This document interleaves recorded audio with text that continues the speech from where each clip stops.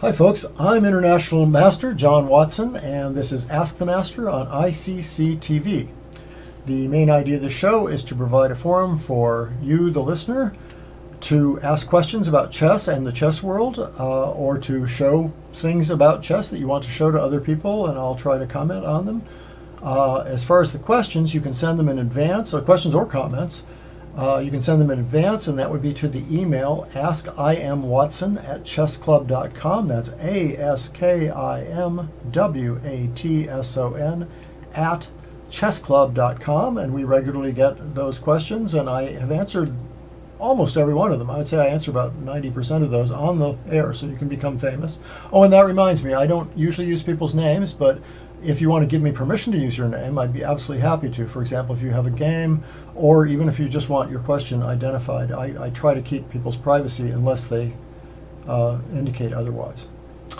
So what else can you do? Well, we're on YouTube. You're probably watching right now on YouTube on the ICC channel, and you can participate right now on the chat channel, which is to the right of the ICC board there. And you can also email me. You can message me. If you're an ICC member, you can message me at John L. Watson. My ICC handle is JOHNL, as in lion, WATSON. That's one word. It's another way to reach me. And hopefully we'll get some live participation there. Hi, Jordan.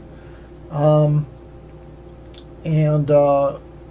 guess we'll talk about topics for a second. Oh, and one last way you can do it. I should mention, I usually don't mention this, you can also comment on the underneath the YouTube broadcast in the comment section, where not live probably would be a good idea, but either after the show I'll take a look. And so for the next week you can also put comments below the show, perhaps about what we've said during the show, or even if you want to ask some other question. So that's yet another way you can do that. You can also see a complete list of all the openings we've covered. I haven't done all the topics, but I've done all the openings on my page, John L. Watson, my Facebook page, John L. Watson, that's 3 words, and you'll find that I have all of the YouTube lectures archived. They're all archived, and I have all of the openings listed in a list for what was on what date, what opening was covered on what date, along with ECO codes. So anyway, a few of the areas in which you can ask about are about chess books, chess videos. Openings are our favorite subject. That's what I get asked most about, especially on the emails. Or that and games. You can send me your games. We can talk about chess strategy. We can talk about the events of the chess world, or anything chess related. So having said all that, what I usually do is I start out with some of the questions that I've been sent during the week, and I will just go ahead and do that to start with. So here's something. Now maybe I'll flip the board for this. On my new experimentation with flipping the board. Be a little careful here. Yes, I was asked the other day to flip the board when I'm doing something from the black point of view. So I wonder if that worked. Let's see if that worked for a second. I'm gonna check that out for a second. See what happened. I don't see it on my resulting screen, but maybe it happened. If it didn't, I guess I'll have to live with this. You'll have to see it from white on the bottom and black on the top. What I'm trying to do is get black on the bottom for questions that relate to black. I was requested this last week. It was an interesting request because I hadn't really thought of it before. Okay, so one question is about this move d6, either here or more importantly after this. Now, after this move, and then there's a specific question, but let's just start out with a very general commentary about this. If you do it after e4, you're usually going to end up in that position, and that usually indicates you want to play either a modern defense, like that, or a Pirtz defense with this. Now, after you play the Pirtz, we'll see an example, but we'll talk about that in a second. This is the Pirtz proper, to fianchetto the bishop and castle.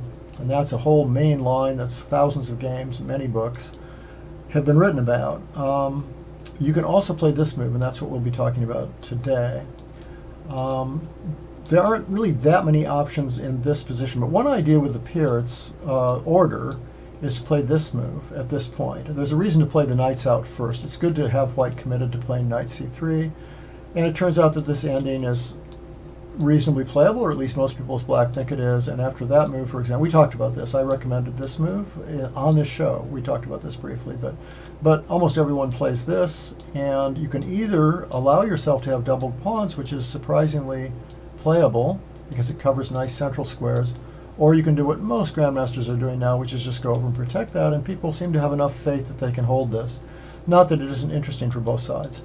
Okay, and the other idea is if white simply protects his center, then we have a Philidor defense. This is a Philidor defense right here. And you can study that separately, and it's fairly popular these days to play the Philidor, actually, so might be worth looking into. All right, so that was a question. That's if white plays e4, d6. Now d4, d6 is a little more complicated. If white plays e4, of course, we have the same position, but white has more options. White can play c4, that would be the most obvious and main move, and then black has some options. Most of the time, I think you'll find black playing this move, knight f6. And if white plays knight c3 now, you can play this move g6 and bishop g7 and play into a King's Indian defense. That's a direct transposition to the King's Indian defense. Or once again, you can try moves like e5. But more likely, this move is what's played a lot of times. By 1d6 players, they tend to play this move, stopping e4. And if white tries to enforce e4, then this move is very interesting. And I'm not sure where the theory stands on this these days. The idea is if e4, you throw in that move. And that's a complicated position. So that's one way to play this. Just to give you kind of an overview of why people play d6. Now there's also knight f3 trying to frustrate black from playing e5. Then once again, you can play into a King's Indian position. That's easy enough. Now another thing you can do that's a little strange is this move. This was popular for a little while, and just a flexible move. And one of the ideas is that, well, white has some ideas here. I mean, this would be sort of going back into a sort of a normal kind of position this kind of thing. But one idea white has is this. I've actually played this move with the idea that there's no doubling of pawns if black takes that knight, and that there's this queen b5 check idea, winning a pawn. And so it's an interesting idea. Another idea is to play sort of a Veresov, well, I don't know if it's Veresov, but a reverse kind of position where this knight protects that knight, and therefore black can't capture without just losing the bishop pair, and he won't get double pawns out of it. So that's just a total overview. Now the question this time, and let me just flip that again.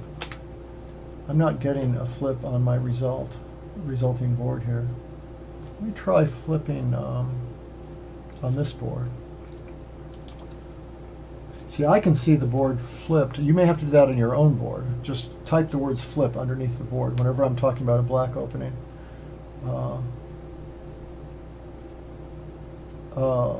Of course, you can't do that because you're not actually on ICC live. So that didn't really seem to work either. Anyway, let me show you this game, because the real question that this person asked had to do with a specific line. It's that move instead of the Pyrrhus defense with g6, and white playing this move, which is not really the main move. I may have mentioned it in one of my lectures, I'm not sure. And then he asks about this position. That's an interesting move because it threatens the bishop, and it threatens knight takes e4 because this knight is pinned. And he asks about this position with capturing and capturing back. He says, I see only 2 games in the database where both players are rated over 2200. And I think bishop takes f6 is probably not the move white wants to play. I guess I agree that black's doing fine. He asks, what do I think about this? I kind of like black. I see that black has a very small lead in results and has a roughly even performance rating. So black performs above average after bishop takes f6 because black gets the bishop pair. And he can get rid of these double pawns pretty easily at some point. And 2 bishops early in the game, that's a nice thing to have. So I wouldn't really recommend playing this. The main line is this move. And then black usually plays here. And one thing white can do if he's ambitious is play this move. Just try and grab a lot of space, think about e5. Well, black better stop that. And then white just develops. And black just develops. And white can castle queenside, get really ambitious here. Now black has to be really careful about tactics. But he probably stands reasonably well. This is a good first move. And another idea is just to castle. Castling is not that bad. But you can imagine that white has all kinds of interesting attacking chances, even g4 ideas sometimes, or capturing followed by multiple captures. There's a lot of fun ideas. In this game that I'm going to show you, black made this move, which is so logical and so consistent, threatening b4 followed by queen takes a2. And it'll be played by a lot of players, but it shows how dangerous this system it is to play black when you have so little space like this, and you're allowing this big lead in development and big center. Because white here plays, now white can probably get an advantage with other moves, but he plays just capturing. And black probably should take with the knight, although white would have the advantage. But black takes this way. This is an interesting game, because white's just trying to gain as much time as possible. He doesn't care about the two bishops at this point, he just cares about attacking. And this position, positionally speaking, is fine for black, but tactically it's not working. White is threatening d takes c6, it's that simple. And you can't move the pawn forward, for example, because the b pawn is hanging. So in this position, black has to figure out what to do. This move just isn't effective, is it? Because that's almost leading to almost a mating attack if you take here. So black has to do something, probably bishop b7. There isn't much else to do, I don't think. If castles, oh, in fact, that's what happened. Castles happen in the game. The problem with this move is kind of interesting. Okay, that protects the knight against the queen, but knight takes, threatening queen takes queen. And if queen takes, rook takes, white's just a pawn up for nothing and has beautiful squares. In fact, you know, that would be a winning game. So black really can't really, oh, and if I should show you, it looks like black can go down and threaten checkmate this way in one move and have even material, but look at this move. Threatening the bishop, this check is just going to lose material because the rook's attacking the queen now. And also this check is coming. This check. In fact, maybe that check should come first, come to think of it. Yeah, why not? Obviously the check should come first, right? Yeah, of course you want to keep the king in the center, my fault. And then play this move. Still threatening this. And this is pretty losing because bishop c4 is a huge threat on f7 and on the queen, which is almost trapped. And there's no comfortable way to protect that bishop. It can't go back to bishop b7, c8 is covered. This is actually just a lost position. So it shows you how dangerous these positions are. This position right here is really just incredibly strong. In the game he tried to castle, and white took, came back. You can just see what a disaster this is. Now he goes there. The problem is now if black goes down trying to threaten mate in one, white's a pawn ahead now, and is also threatening this, and is also able to double that, and also playing bishop c4. All kinds of good things are happening here. So I think black tried something else here, but it was already pretty hopeless. Well, in fact, this happened already. Sorry, this move did happen. Oh, and black tried this move rook b8, and white won with the move bishop c4. That gave a clear advantage, but even a bigger advantage was here, when oddly enough everything's falling apart for black. There's just no way to really handle this. You can try to pin this, but then he runs into this, and there's going to be an extra queen there, so he's going to win a piece. If he tries to pin like that, there's a tempo attacking the queen, and you can see these things are really falling apart here. Okay, so that's kind of a cute way to play, an interesting way to play, and I think what I want to do here is show you a different thing that you can do, because black is okay in that position if he plays a little more carefully in that variation. So I want to show you a short miniature kind of game in the, just for fun, a win for white in the system which is usually played against the move c6, and that's this. And this is called the Czech variation for black, or it's got different names, but Czechoslovakia is always referenced. Ah, here's a new question. In fact, it's sort of similar to this, and we will get to that. Let me, I'm reading the chat right now. Thank you, Chess Philosopher. Well, I'll get right to that. This is called the Czech variation, and because knight takes is threatened, the usual move is bishop d3, just protecting that e-pawn. And now white has, the big center, and the queen looks like it's out a little prematurely, so you'd think white would be better here, but this is a famous line. Black simply stops the advance of the pawn. White attacks here again. Black pins that. Black's got to get his pieces out and stop this pressure on the center. And white plays this move, usually. And I'm not going to give you all the theory here. Some people think you can still play this as black, but it's tough. I think black should play knight d7 now and just hold on to that. But I do think white's still better here. And then the best move now is just for black to develop and get castled quickly before he gets bowled over. And you get to this position, and some people think you can play this as black, but I think it's a little depressing. A real good example here of what white can do is this move, and that's dampened enthusiasm for this variation for black. Because see how all these pieces are kind of crawling towards the king side, to these big squares on the king side. And that queen sort of stuck out there doing nothing, and white still has the big center. Also, you have to be a little careful about moves like f5, g4, g5, that kind of attack. And usually black plays this move, which shows how he's a little bit desperate. No, maybe not desperate, but and white plays here and takes over the center. Black blockades the ideal square with the knight in front of the pawn, and white plays c4, if not now, soon. Let me see if he plays it immediately. Yeah, I think he plays right away, c4. Knight g3, I'm sorry, he's been played. Threatening knight f5, he tries to stop that, c4. And it just turns out this position is quite a bit better because of the two bishops. Even though this bishop isn't doing much now, there's going to be attacks involving this and also the f-file. Without the f-file, I don't think there'd be much danger here, but it's pretty easy to get pressure on the queen and the king side.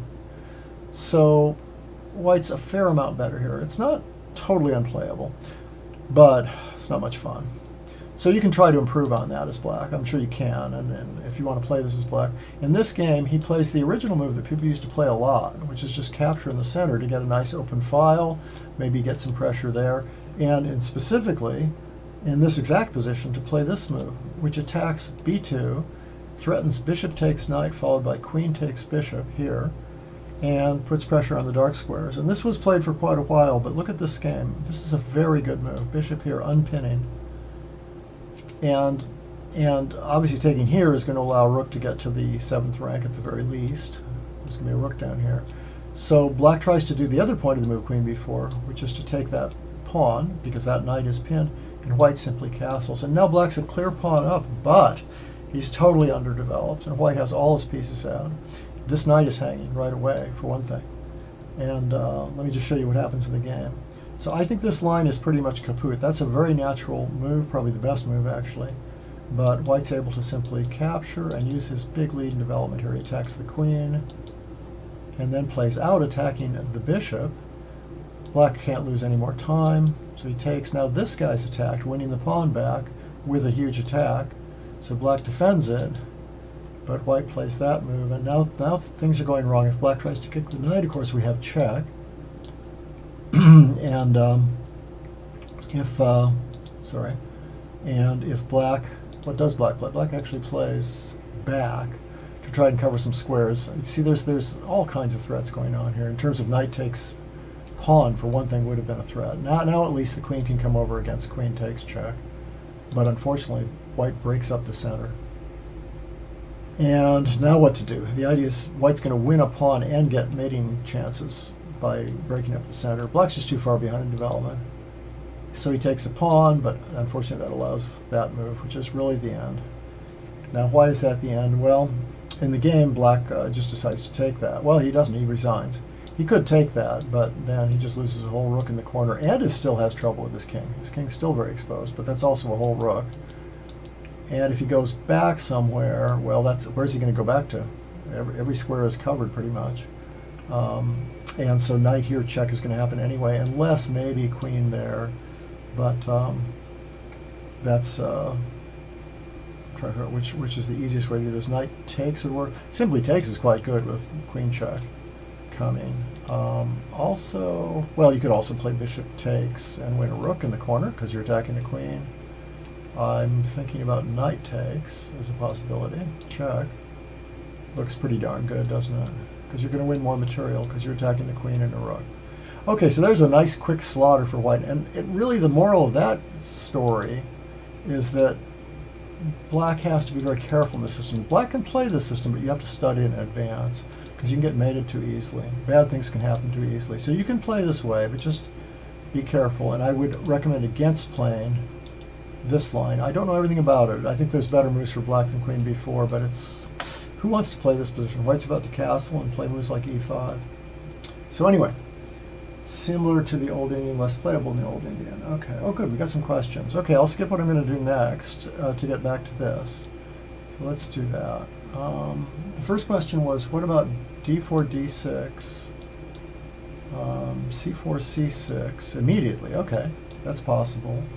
Knight c3, queen c7 with e4 to follow. You also have this to worry about, just normal queen pawn play, taking over the center. But I admit that's more natural. Queen c7 with e4 to come. Yeah, it is going to be like an old Indian. I see you notice chess philosophy. You say it's similar to the old Indian, less playable than the old Indian. I think probably less playable. I would agree with that. The queen's here a little early. It means also white could play slowly and just get his pieces out, and that might not be so much fun either. Just one of these systems might be more fun. But I like just challenging it with e4, as you're suggesting, an old Indian kind of setup. And then here, even d5. Now, normally you don't want to commit to d5 too early, but the queen isn't very well placed there, so you probably have a small advantage there for white. You also, because you haven't committed yourself to knight f3, you might end up playing something like, you might play like an f3, same-ish kind of position, that kind of thing. These are hard to play, I think, for black, but that's just my opinion, because I play sort of things like this as black sometimes, but just not this kind of order. The natural move is here, and then the old Indian that he's talking about, by the way, is this setup for black. Pawn here, knight here, bishop here, usually a knight here, and almost always c6. Now the queen on c7 I still don't like very much, because what you get is you get things like, there's knight g4, but you just retreat there and you stand really well because the knight's misplaced. This rook c1 move is going to be a bit of a bother vis-a-vis the queen. I'm not thrilled with it, but it's all playable. It's possible to play this way as black, yes. Good question, great question. After e4, okay, what's the next question? After e4, e5, f4, f5. That's a great question. Okay, let's take a look at that. e4, e5, f4, f5. Now, just for the record here, everybody, an interesting defense where f5 happens much more often is this. That's a well-known defense, which may be still hanging in there. We talked about it once on this show already, I think, and I can't even remember quite what I said. But that's a famous anti-King's Indian system, which is, I think, still playable. It's just still thought to be okay. So this question is a little different. f4, f5, which is, of course, something I've never seen, so I'll have to fake this. It looks very strange. I mean, obviously, this threatens check. And this move looks bad because of the, oops, knight f6 looks bad because of this. Because if you pin that pawn, you get this. White's 2 pawns up with a winning position. So something, like maybe you wrote it down wrong, because I think this move is extremely strong. I could be wrong. Maybe you can make a gambit out of this. Something like bishop here, and if check, king f8. Sorry, king f8. Yeah, but fe5 again. Right, taking it, stopping knight f6. That looks horrible. I think f5 might be unplayable, although I'm saying that without having looked at it before. So, you know, I'm often wrong, and chess is extremely complicated. So that's the easiest answer. You say, why not queen e2? Sensible. I would say it's not very sensible, because you don't want your queen out exposed to attack. It means black can play it as a gambit, if nothing else. Let me think what I might do as black here. Not so easy. I'd probably try and give up a pawn somehow. Okay, now this doesn't work because of check, so that's one of your ideas, right? And then if check, you've got the, if there, you've got the famous fork. So that would be a blunder. If takes e4 would be a blunder. How about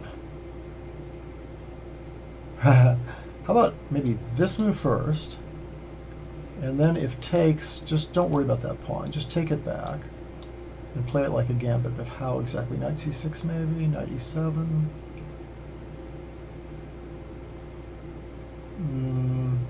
See, because white's queen is a little misplaced, and black's going to have that e file and f file. So black should be kind of okay here. Let's just play knight here. At some point I'm going to take this back, and if you take with a queen, I'm going to gain a lot of time. You know, maybe white's better here, but it's not easy. Not easy. You got plenty. You're going to castle queenside, get your pieces out really fast. Might be fun for black. I don't know. White might be objectively better. Looks to me like e takes f5 is the move.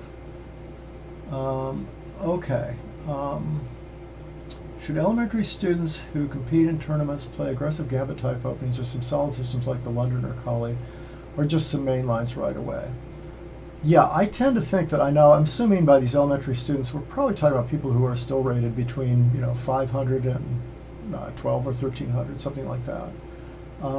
I think learning main lines, even though some people recommend it, I don't see that at all. It takes massive memorization. It's very sophisticated. The ideas are funny. They're hard to understand.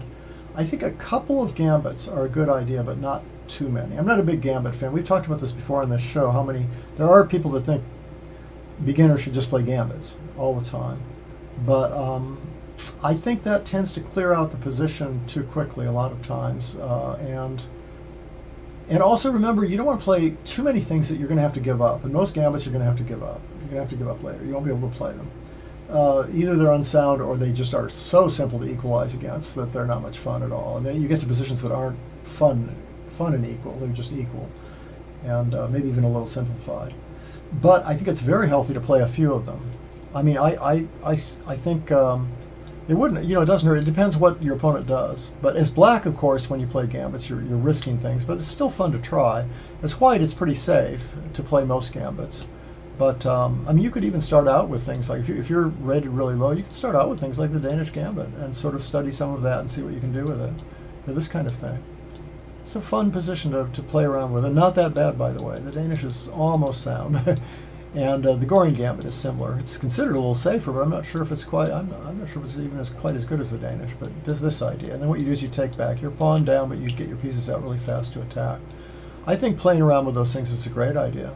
A couple of those openings. The Mora Gambit is actually sound and might be fun against the Sicilian, for example. If you're an E4 player, we're talking about as white. This Gambit is reasonably sound. It's, black has some pretty easy answers if he knows what he's doing, but they're just answers that give him probably roughly equality. You get some nice attacks. The idea is, as you probably know if you're asking this question, is to just swing all your pieces out and start attacking. As black, it's a little trickier to play gambits because, after all, you are a tempo down, and a lot of times you can get hurt pretty badly. So I hope that was a bit of an answer. My suggestion would be, and now what about solid systems like the London or Kali? I'm not thrilled with solid. I'd rather play solid systems that have maybe a little more content, but it doesn't. I'd say mix things. That's a good question. The London or the Kali are okay. Just don't get dependent on them, because what happens is people play them when they're young, and then they keep playing them. They play the King's Indian attack, for example, and they keep playing them their whole life, and you get these people that are 50 years old and they've never played anything except these moves.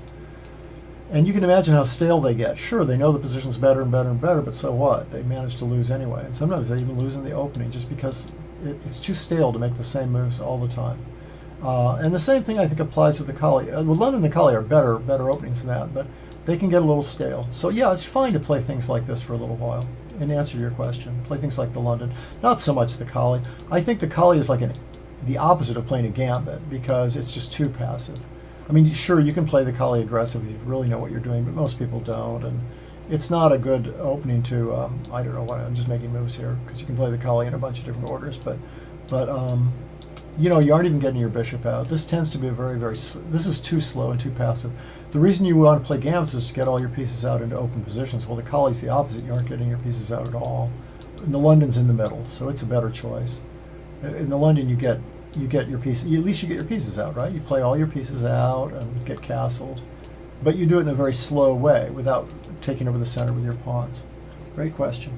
Julio Winslow, hi. I'll get right to you. Let's try and go in order here. After e4, e5, knight f3, knight f6, knight takes e5, e6, knight e4, d4. It's better to play bishop e7 or d5. Well, d5 is the main move. Let's look at this. Now you'll see a case where my theoretical knowledge is just pathetic. But by the way, I have to show you something. I really have always enjoyed this system. I think this is a really fun system. The idea is to play here, and if he takes it, you take that way and open up all your pieces. Okay, we may have even looked at this briefly about 6 months ago, but the main move has always been here. And the question is, do you want to play bishop e7 or d5? I think they're both playable. The idea of bishop e7 is you're going to give white the center. You're going to put the knight back here. A lot of great players played this. Petrosian, Palbenko used to play this all the time. I don't know how many people are playing it right now. One good thing about this system is you don't have to study that much. You just have to learn the ideas, get your pieces out, and play with a little less space. I think white's simply better, but that's okay for white to be a little better in the opening. the professionals pretty much all play d5 because they want to challenge space. And one of their reasoning is, hey, we've got a completely symmetrical position, and I almost have an extra move. And of course, white argues, yeah, but that knight is insecure, and I'm going to undermine it. And then the other way to look at it, well, of course, these days, I should mention, by the way, that the top player is just playing this obsessively, attacking that knight and then taking this way. Same idea about getting the pieces out early, the one I mentioned with the c4 line. And usually going queenside, something like bishop e3, queen d2, going queenside. But this is the traditional move, and that's the traditional answer. And then black has big decisions to make between bishop e7 systems, bishop d6 systems, knight c6 systems, that kind of stuff. And there's huge books on this. And I wish I was. I can't really say too much more about it, partly because I'm not really up with theory. John, what's a good reply to white's opening? King c3. Oh, knight c3. Yeah, we talked about knight c3 at great length once, and I will do that again. I may have to put that on the next week thing, because that's a long answer. It's a fascinating opening, knight c3. I love it. I think it's a wonderful opening. Oh, wait, c3. White's king pawn. White's king pawn to c3. Well, that's kind of hard to do. Jordan, why don't you rephrase that one more time? Do you mean knight c3 on the first move? Do you mean pawn to that? And then you said something about white's king pawn to c3, and I don't know what that means. Here's Elliot. Oh, wow, he's going to ask me something I know nothing about. Any thoughts about King B1 of the Dragon? Have you praised the Neji books, and what has happened to Burns? Bishop g5. Oh, how embarrassing. How embarrassing. I'm not going to know any of this at all, Elliot. Elliot Winslow is a very famous international master who has contributed a lot to chess in general and chess theory in particular, and has had incredible chess experiences, and we're talking to really an elite chess mind here. Anyway, I'll show them what the dragon is. How's that, Elliot? Most players here are not even, they're probably B or lower, so...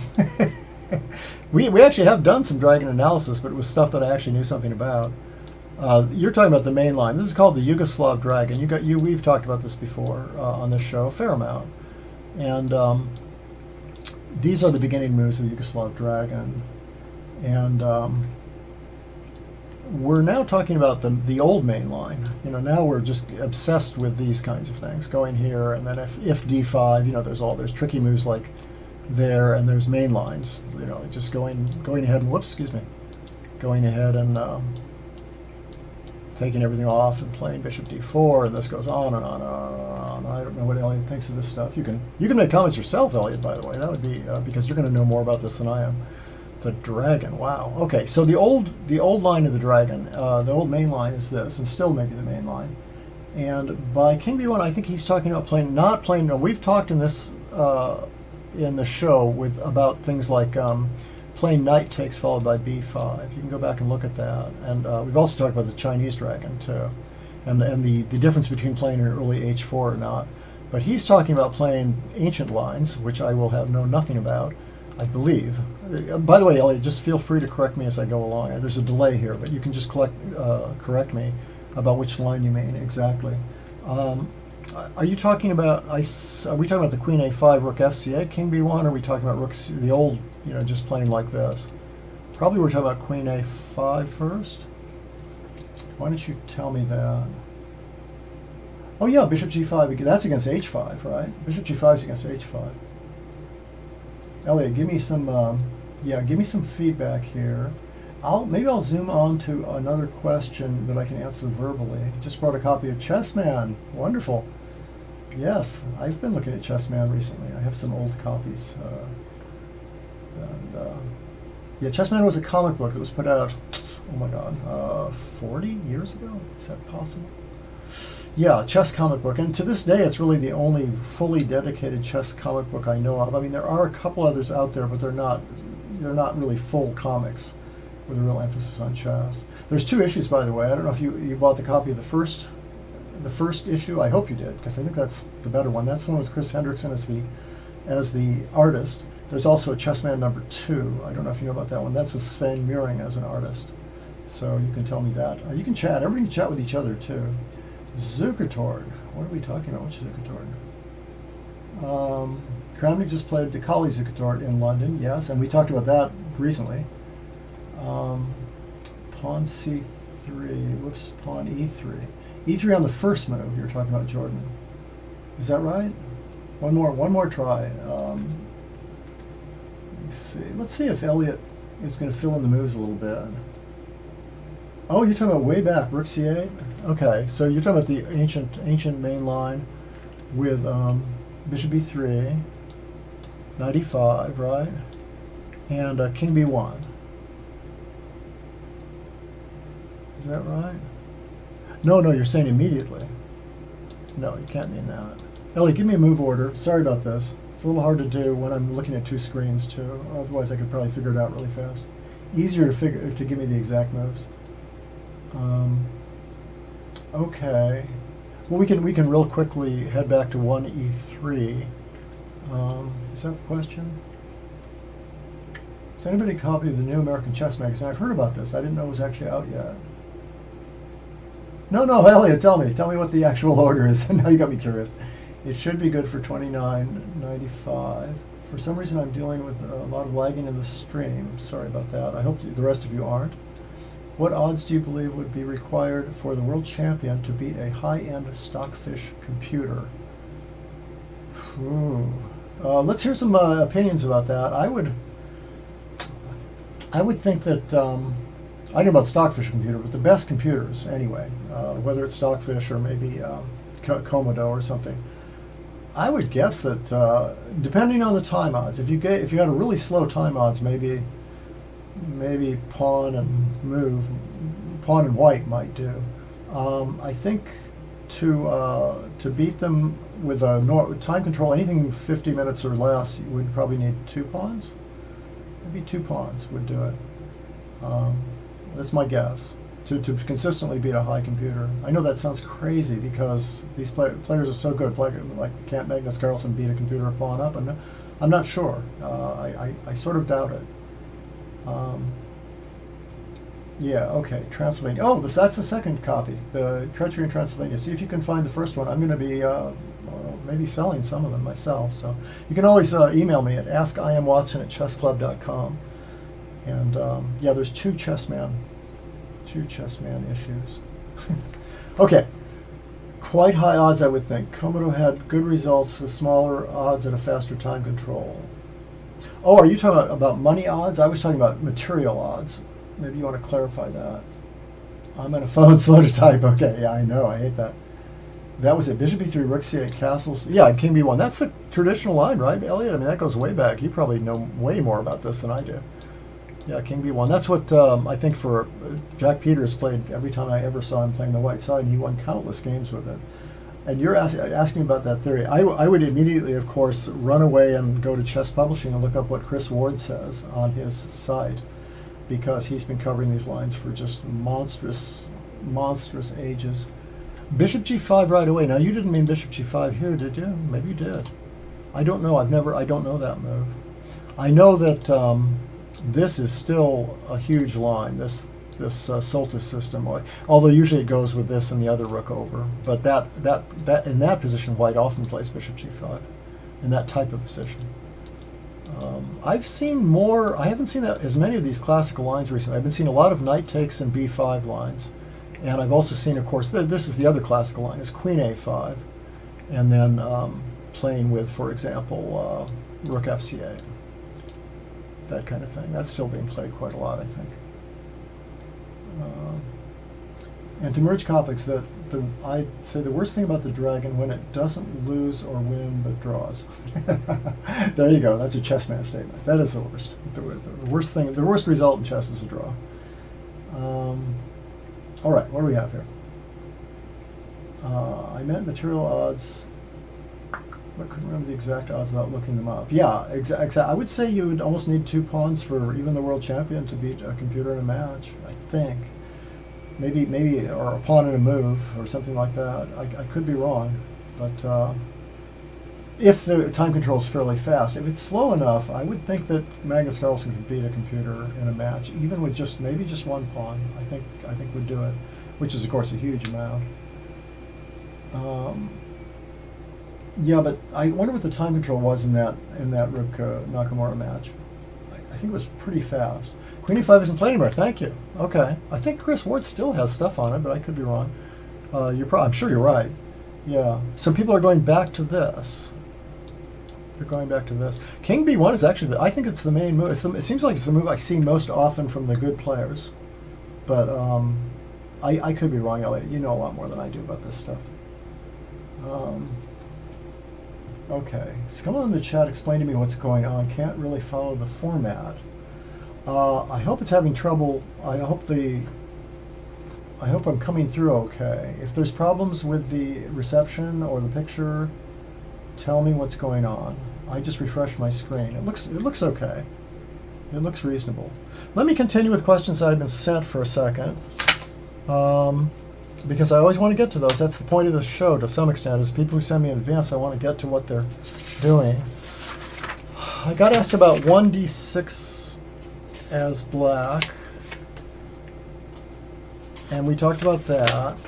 Somebody asked, is the Chigorin Defense of the Queen's Gambit unsound? That's a fairly long question. Let me show a game. I want you guys to send me a game, so let me show you somebody who sent me a game. It was a blitz game. So someone sent me a blitz game, which is really kind of silly, but it's pretty instructive and it's kind of fun, and let's take a look at that. This is Nf3 let me put it up. Okay, here we go. So you guys can send me your games. I probably want to put them in there if they have a little bit of instructive value, and I think this one does. Here's a Slav defense, and black plays the so-called Schlecter's Slav, which is with bishop g7. It's very solid. It's one of those openings it's very hard to win with against good players, but it's very solid. And that's an odd move. That's actually a normal move, structurally speaking, but only after you've played this and castled and some other things have happened. And much more normal would be to play like this, and then, depending what white does, play bishop g4 at some stage, or even captures followed by bishop g4 is an old way of playing it. But you can also play with moves like e6. It's just that playing it this early is a little strange. Just so that's sort of a theory. We're not really looking at this game for theory's sake, but so white plays very naturally, because now that there's no bishop out here, the bishop really belongs there where it can support that central push. And black plays bishop g7.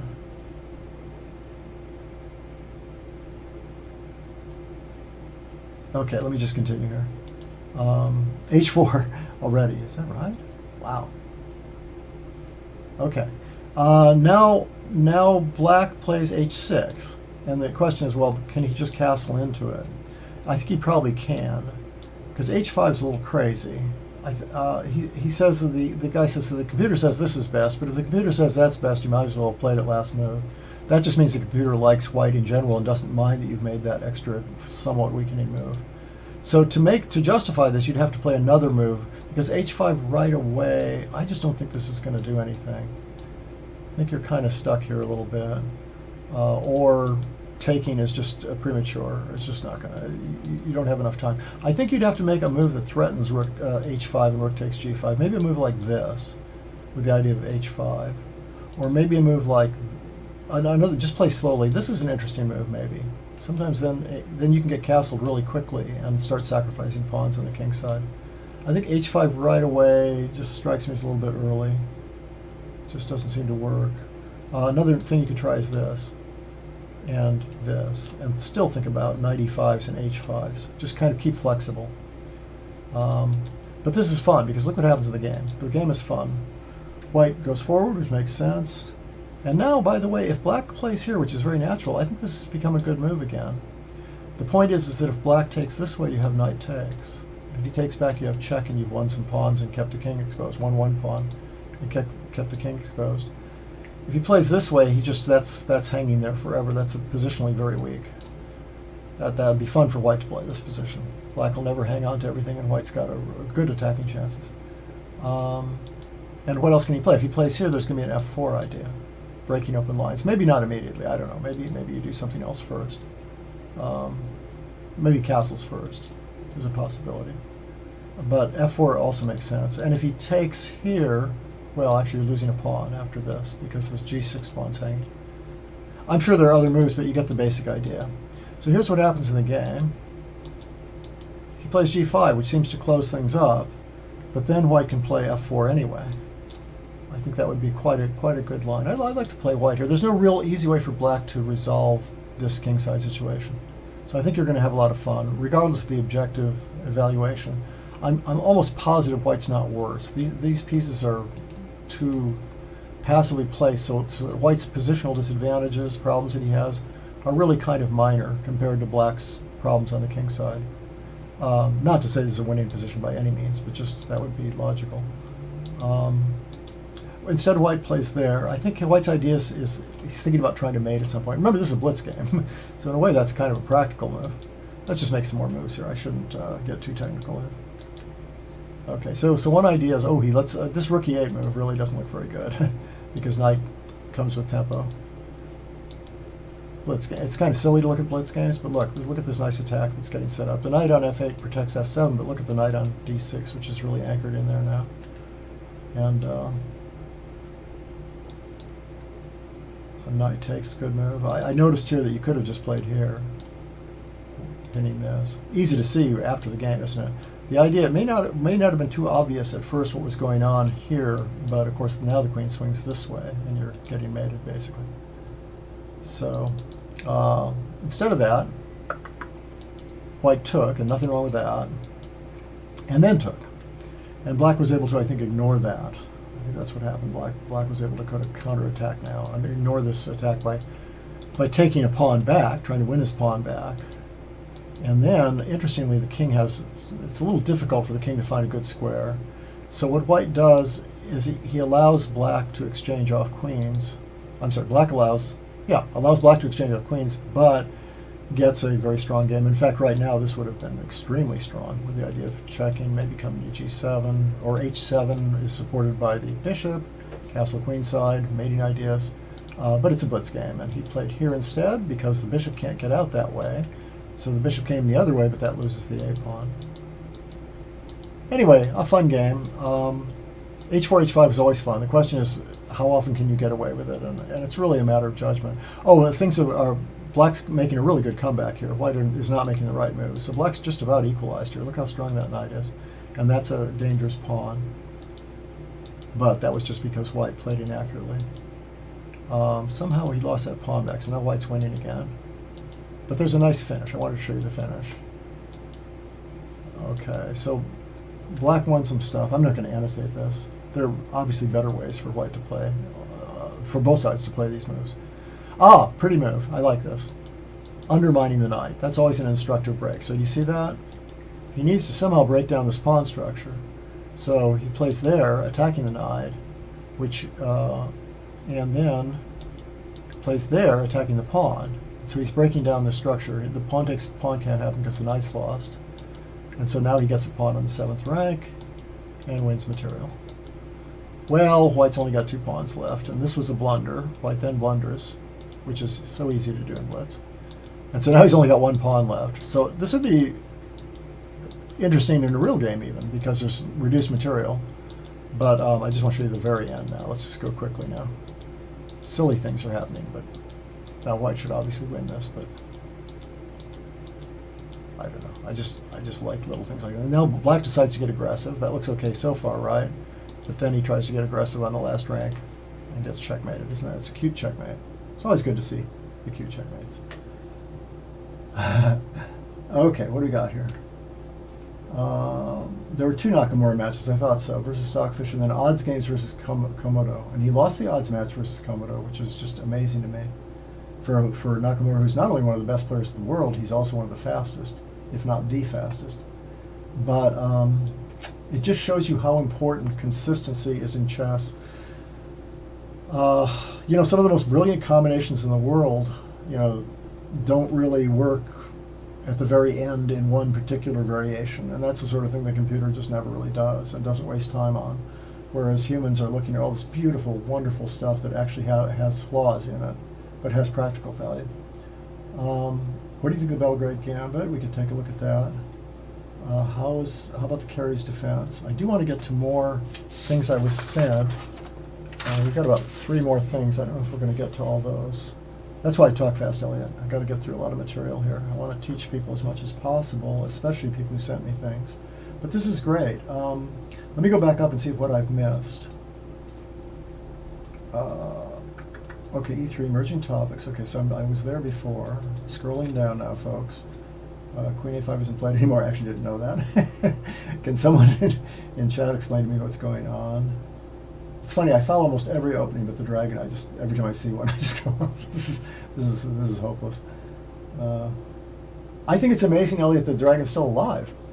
Because its reputation has been announced so many times, and how few top players play it. Somebody even asked on the show, why do so few top players play the dragon? And there are some strong dragon players, but not at all as many as there used to be. I have a friend, Keaton Kira, who plays it and has been very successful with it. Okay, what do you think of the Belgrade Gambit? Thylophyll, E45, blah, blah, blah. Okay, let's do that, and then we'll look at the Chigorin Defense. Okay, so Thylophyll asks wonderful questions. He's asked a lot of great questions. This is a little general, though. This is kind of, you'd almost have to go into a more specific variation. It's a 2 knights variation. And by the way, two knights is going to be revived one of these days, I'm convinced.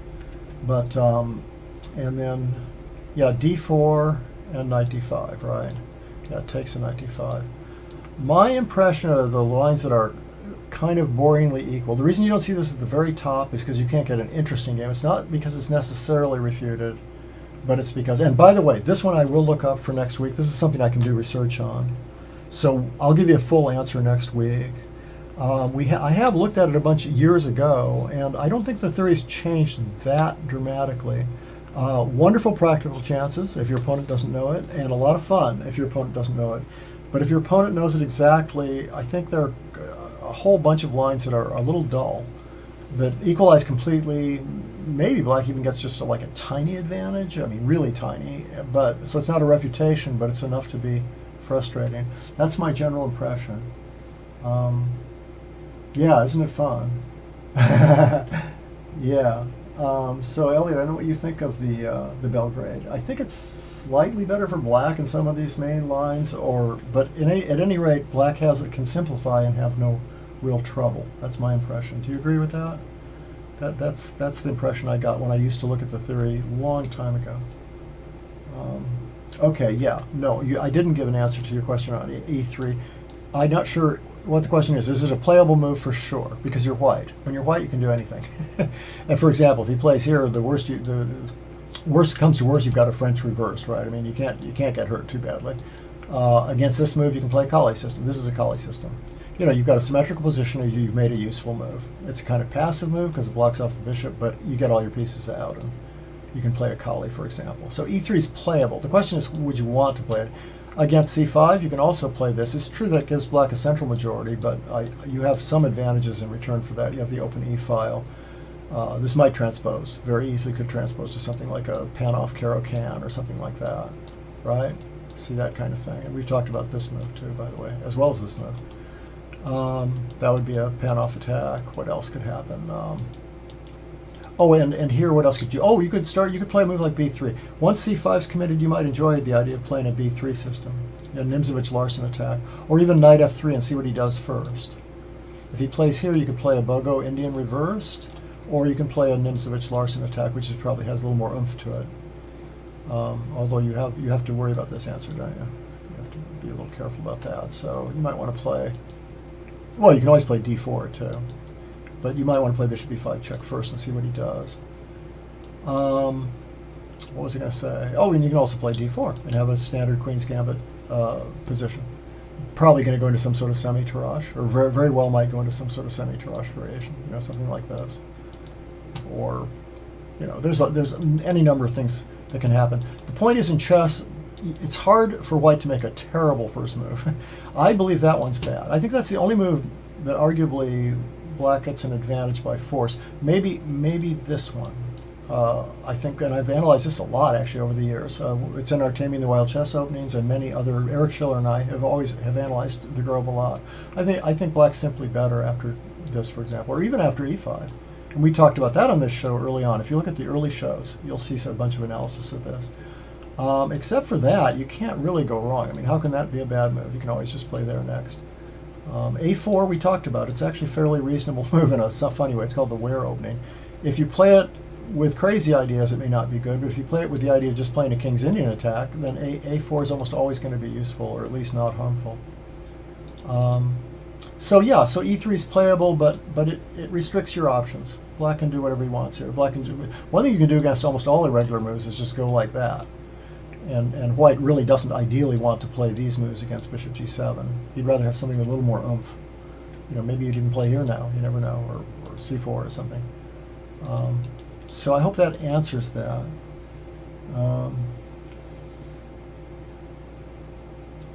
Okay, Karpov's fault. You mean, did Polagevsky play the Belgrade? Wow. See, I didn't know any of that. Oh, no. After you stopped playing maybe the Polagevsky Najdorf. Is that it? You decided I've got to play something, so you ended up playing. No, that doesn't make any sense. You played the Belgrade Gambit. Karpov's fault. Oh, Elliot, you're being mysterious. Stupid Bishop E7. Oh, yeah. Okay, that's interesting. Oh, very interesting. So Elliot's saying something, yeah, that I think I remember, actually. So it goes like this. That's right. You can just develop. Excellent. Okay, so Elliot already told us the answer here. Knight takes E4. Can you play that? Queen E2, right? How does that work? How can that work? I have no idea. Isn't Queen E2 just good? Oh, F5, of course. Yeah, in fact, this is a main line. I think I remember that this is not easy. This is not a definite thing. White can try Knight G5, Knight D2, Bishop G5, all these moves, but I think Black's okay here. Ellie, is that what you're saying? I think you are right. I think this is now maybe just dead equal, but things get simplified. So White might be slightly on the worst side of equality. Oh, this is a crazy position. I wonder if you could play G4 or something. That's probably insane. Probably just D6 or G6 or something. Wow. Wonderful stuff. Okay, that's Belgrade Gambit.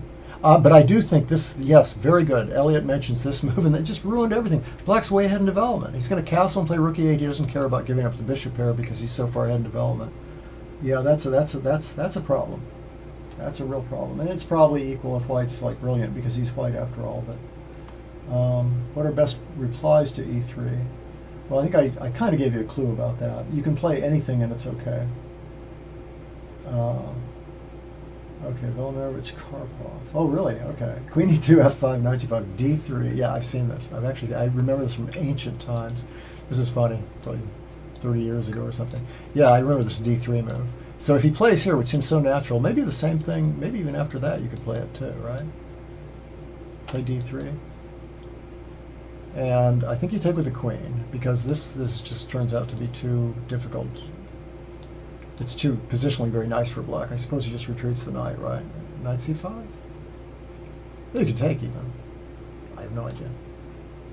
Takes and what? Oh, we need the mighty Elliot here. I like Black already. Unless there's tricks, which of course there could be. No checks. Okay, so you can see the problem here. Black's getting a beautiful knight on D4 there, and he's saying the same thing happens here. D3. And the problem is you can't take this way this time because your knight's hanging, right? Or is it? Actually, that's actually very confusing because of knight C7 check and take. So I'm not sure. Queen takes, knight B4 or something? Okay, C takes, knight D4, castles. Oh, complications. 0-0 means complications. Yeah, boy, I can believe it's complications. Yeah, I don't know. You got to protect everything somehow. Maybe check and Queen H4 or something. I don't know. That's great. And this time, if he takes, is there a knight B4? Knight E5. It does look like that's going to be okay for White, doesn't it? Just taking on C7. This could be interesting too, though, because Black's got a huge attack going here. I don't know where he puts the king. Oh, can't go there.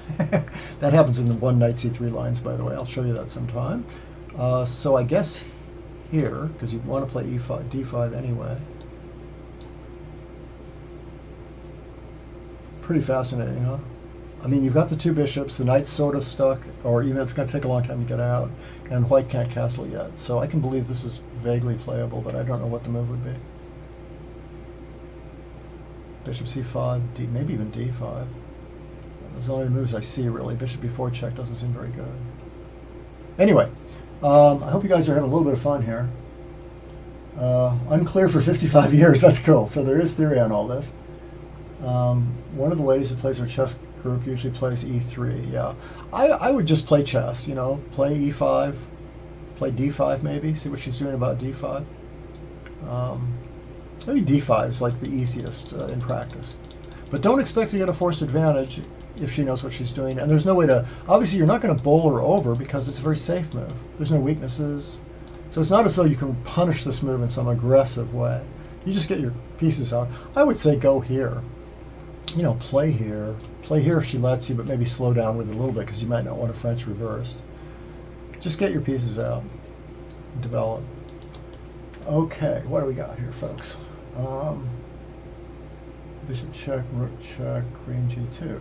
There we go. Yeah, I was thinking about bishop check. Interesting. Yeah, maybe we could try that. Where were we? Oh, whoops. We'd have to go back to that position. Sorry, Elliot, I missed it. I have a delay. So, okay. And the exciting exchange French, yes. Exactly. All right, g4. There is a side line. My g4 move has been played. This is wonderful. I think that's what you're saying. All right. In the meantime, oh, let me go to my next thing. Somebody asks, well, because it's something that someone sent, I really should answer this. I'm going to try and make it simple. It says, is the Chigorin Defense of the Queen's Gambit unsound? What about knight c3, d takes c4, d5, knight a5? It says I've been having problems with this. Okay, so here's the Chigorin Defense of the Queen's Gambit. I think I mentioned the other day that I still think you can play this, and I still think it would be interesting and fun. In fact, it's occasionally still played on a very high level. It hasn't done all that well, but usually white, at the high level, white responds fairly solid. Like Magnus Carlsen played it as black, for example, and Kramnik just played a very slow line, and it was equal, and nothing happened. So actually on a high level, it's fairly safe. Morozevich, of course, played it for years, and they knew he was, well, at least for a long time, he played it in consecutive tournaments, and people like Anand and like all these people knew it was coming, and still Morozevich either drew or won his games, did well. So that's a sign that you could probably get away with it. Now, whether you could play it, you obviously could not play it consistently on a very, very high level because they'd catch on and figure out something that gives a small but devastatingly boring advantage. Anyway, the question is about this move. I can show you about other moves, but we don't have time, obviously. You're saying you're getting trouble here with that, and this is almost a win for white. Now that attacks the knight and the king, and this is an old line that's been known for years. The knight's trapped, so he takes en passant. Now the knight's attacked, but black simply plays here, so that if queen takes, it's a little trick, bishop b4, and black's actually winning, or is better anyway. So unfortunately, white here can simply play this move, renewing the threat of takes. And it just turns out that, and maybe, you know, black can get 3 pawns to the piece, but white's way too well developed. And even though this is you know, interesting, it's not like it's all over, but it's better for white. You can imagine, open file, 4 extra pieces out. So even this very solid, wonderful center isn't really enough to keep the balance here. Also, 3 pawns for a piece early in the game. I don't know if you guys know it, but they tended not to be worth as much as long as there's a lot of pieces left. The more pieces off, the better on those 3 pawns for a piece things. Okay, so you're having problems with that, and knight e5 has this problem. This position used to be thought to be playable. Oh, by the way, knight d7 is probably the best move, but it's just very negative kind of move. You can even play, for example,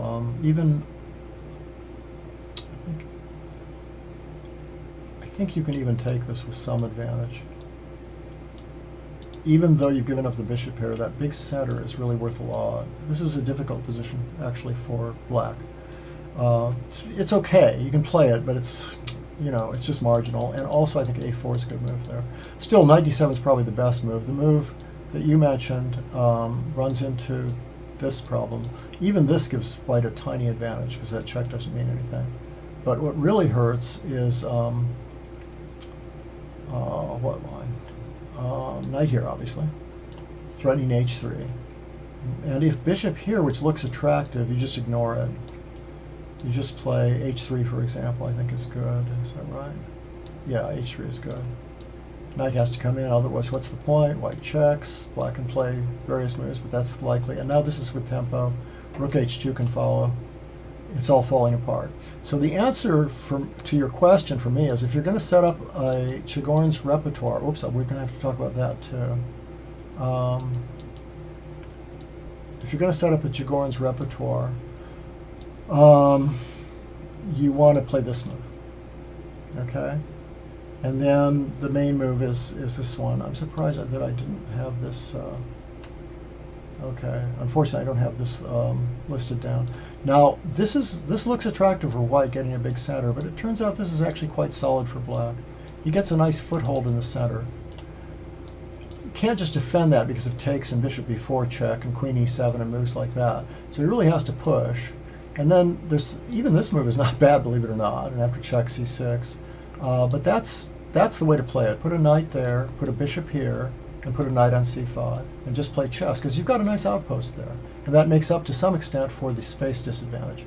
You know, maybe white's a tiny bit better, because he has space. Space is important in chess, but it's definitely a game. There's no, you know, it's definitely playable. And most good players agree with that because they play here now. And I'm sorry, they play, you know, here we looked at this 2 weeks ago. This is that Rapport game we looked at. We looked at 2 games that Rapport played versus Iranian and somebody else very good. And we saw that black was doing okay in these lines, or better than okay. And so what white does is plays this move first, sorry. And now this is known to be bad after some very complicated lines. So I think black should take now. And now it turns out that this little trick of trying to win that knight is not at all as effective. You can win the knight, but you don't get the game you really want here. What am I doing? Have I done something wrong here? Yes, I've done something wrong already. What's wrong with me? Wait a minute, hang on. Okay, check c6, b4. Oh no, this line now, which doesn't work in the other line effectively. I didn't show you why it didn't work, but in this line it's actually not that bad for black. Now here you get some pawns for the piece, and there's still quite a bit left, but at least the queens are off. The best move now, probably knight d1. I won't go back, but you could have had this position with these knights off, and then white has this beautiful move e4, just breaking everything up. Here he can't play e4 because of knight takes. And this position is quite playable for black. It's been played in correspondence chess over the years, and it seems to be just fine. I used to analyze this a lot. I mean, black's on the very slightly worse side, so if you had to have a win, it might not be so much fun. But this position's been played a lot and is playable. So this is one way. That's why this line with playing knight f6 first is better in some senses than playing than just allowing d takes c4, d5 without the knights being out. So what white usually does is plays here, and that's what everybody, all these top players, Anand and Kramnik and all these guys, played against Morzevich. And then black plays that move, putting pressure here. And white's main move now is bishop e3. There are other moves. There's a famous, well, not famous, but a very important kind of gambit line. It's not really a gambit because you're going to get your pawn back, but that's extremely complicated and dangerous. So you have to learn your theory if you're going to play the black side. But normally white, and this move is well known but not particularly dangerous, so that's the main move. Threatening just bishop c4, maybe d5 at some point. And black plays here, and white captures back, and black plays here, putting pressure on e4. And this position has been played a million times. This is the one Morzevich had several different plans that he tried for black. I think it's okay for black. Maybe white gets a tiny positional advantage, but he does in a lot of openings. So anyway, that's the Chigorin. I'm not going to go any deeper here because we're using up so much time. We've been on a long time, unfortunately. Yeah, I do know a little about it. I wrote a book a long time ago, and as I also helped the master Chigorin author, which is Brodegam, write his, Bronsnik, write his book by sending him articles and material, and we exchanged ideas. So, ooh, Steiner. Late to the party, watch the replay. Yeah, there you go. Wow, Elliot, thank you so much for coming on. It makes a big. Oh, hey, we have a recommendation as E3. This will be our last thing. We shouldn't go too much beyond the limit here. We're well over the hour at this point. He suggests just go ahead and play that, and if White tries to play a reverse French, I guess. Oh, yeah. In fact, I mentioned this, Elliot. I don't know if you noticed, but I think I mentioned this. Oh, no, this is the exchange French. Excuse me. I didn't mention this. Now White has an exchange French, which is, of course, incredibly lame. But to my mind, that's not the best exchange French, C4. It got popular for a little while, but I think if you're going to try to play a C4 system, just for the record, it's a little more fun to play this exchange French with knight f3 first, the way Kasparov used to do it, and then c4. Try to commit black first to something, and that line is also perfectly okay for black. And